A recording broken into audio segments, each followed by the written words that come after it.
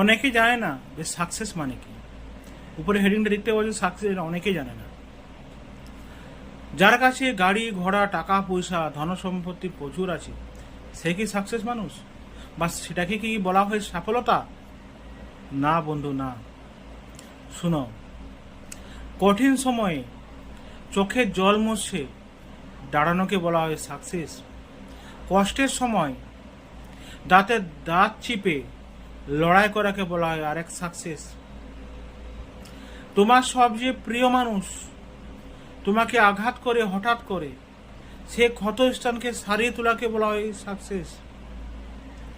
অন্ধকার সময়ে প্রতিকূলতার সঙ্গে চোখে চোখ রেখে লড়াই করাকে বলা এক সাকসেস।